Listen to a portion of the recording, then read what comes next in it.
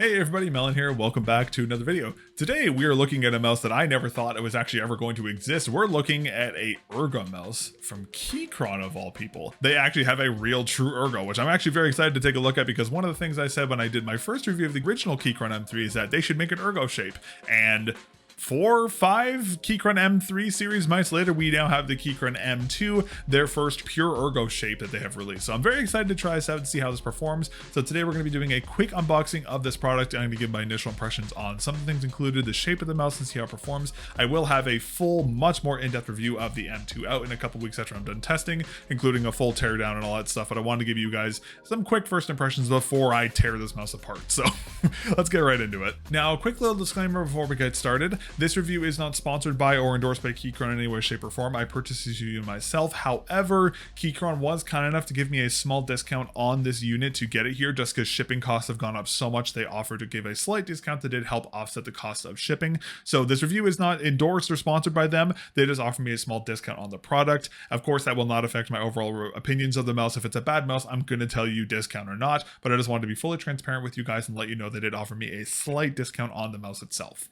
Alrighty, so in terms of pricing, the product is coming in at $49.99 USD, which is a nice pricing point. This is the same price we've seen on pretty much all the Keychron mice, aside from the Keychron M3 Mini 4K and the Magnesium Alloy edition of the M3, if I'm not mistaken. So it's nice to see them stick within that $49.50 USD price point. The M2 is supposed to have the exact same specs as the Keychron M3 Mini 1K. The 1.0 clicks for the main button. We have the Pixar 3395. We have the mystery 1.0 clicks for the side buttons, the 1.0 white shell for the mouse click, and then we have the F switch 11mm encoder. Now, of course, if that's actually here, we'll see when we do the full teardown, but based off of how it feels in the hand, it does feel pretty similar, so I'm assuming it's going to be the same, but of course we'll see if anything changes. Now, one thing I will note, the MCU is, I believe, still the Telelink MCU, but I will confirm that in the full review when I do my full teardown. Now, the weight is coming in at mere 53 grams, which is really good for an ergo of this size, and it is a solid shell ergo too, which is nice to see, so that's a very impressive weight. There is two sizes. There is the medium edition, which I have here, and there's also a small edition.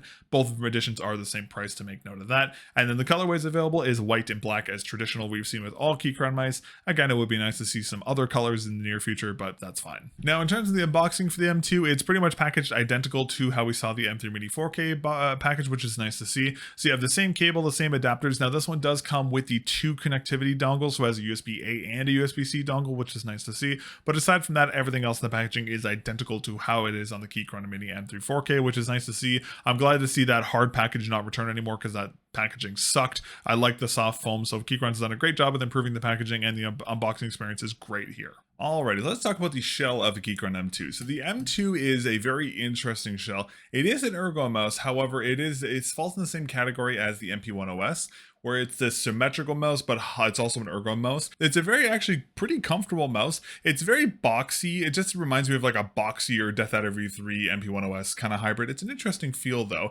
The mouse is incredibly comfortable. It feels really good in my hand, like really good. It has just a great feel, my 7.5 by 5 inch hand, which I'm very impressed for this being Keychron's first shot on ergo, because first shot in ergo mouse can go good, can go poorly. It's better than I expected, which is nice to see. It does have the same ABS plastic we've seen in all the previous Keychron mice. It's fine, but it would be nice to see something grippier in the future. Now, one thing you may have noticed is that the integrated grips that we found on all the previous M3 series mice are gone on the M2 and the M2 Mini. Now, I'm actually very happy to see this. The integrated grips did pretty much nothing, and I'm very happy to see them gone. Now, I will say, for just general work use, you can probably get away with the standard ABS plastic. It doesn't have the greatest grip, but it's enough for what you need to do for just office work.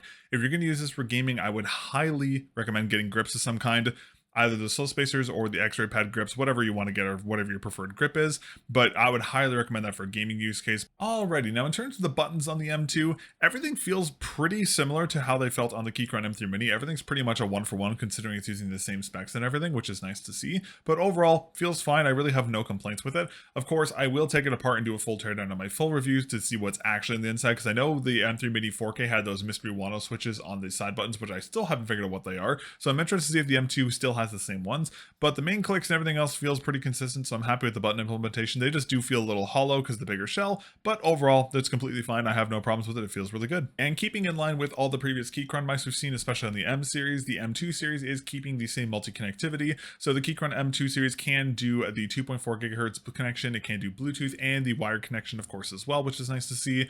Again, the connectivity is fine. I really haven't had a problem with it ever before. It's been completely fine across the Bluetooth and the wire connectivity. So no complaints there. It's nice to see the multi-connectivity, especially on a more work-focused mouse like the M2. And another thing it's keeping from the M3 series is the onboard controls, which I'm very happy to see. So on the bottom of the mouse, you have a rocker to set for turning the mouse off, the 2.4 gigahertz connection or the Bluetooth connection. You have a DPI button and a reporting rate button. Love to see these again, especially on a more work-focused mouse. It makes a lot of sense. So I'm happy to see it's still on here. Alrighty, and the last thing I wanted to highlight about the Keychron M2 is that the stock skates appeared to have been finally changed. Keychron for the longest time has been using these Teflon PTFE hybrid skates that are very hard. They work great as office mice, however they definitely suffer for gaming performance, and people have been wanting Keychron to switch over to a more softer PTFE focused skate, and it appears that they have done that now. Now on the box and the website it still does say these are PTFE Teflon hybrids, so they may just be a thinner, softer version of them, but whatever skates are on here, they feel significantly better than the skates that were previously on the Keychron mice. So I'll have to take these off and see how they actually compare to PTFE stocks, but we'll see how that feels in the full review. Alrighty, well that is pretty much everything for the unboxing of the Keychron M2. This is a very interesting mouse. I'm very happy to see Keychron finally make a true ergo, or a truer ergo shape I should say,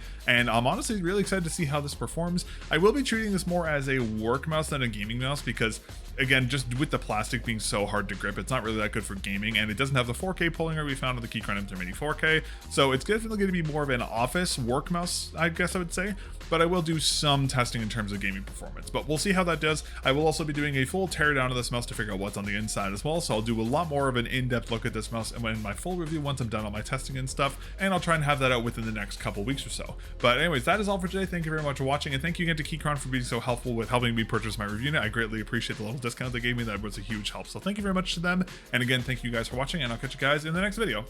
Peace.